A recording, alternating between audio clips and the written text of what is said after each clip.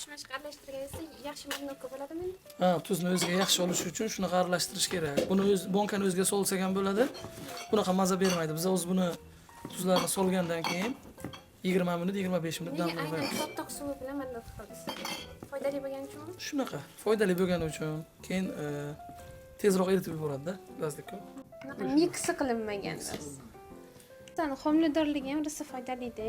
Qonni ko'paytiradi, immunitet ko'taradi. 277 gram chiqdi. Buni nol qilamiz. Nol. Go'sht salomati. Kam bo'lmaydi, ko'p bo'lsa bo'ladi, kam bo'lmaydi. Shunaqa. Mushak go'shti, tush, qo'y go'shti, tili solinyapti. Dumg'aza. G'aza. Burch soldik. Lavr. Keling shunga bitta yana tili soldik bunga. Bu ham o'sha qiladi. Endi bu necha soat qaynaydi? 4 soatdan 8 soatga qarab qaynashi kerak. Ertadan soat nechidan kelishsin? Ertalab soat 11 da tayyor tushunkalarimiz.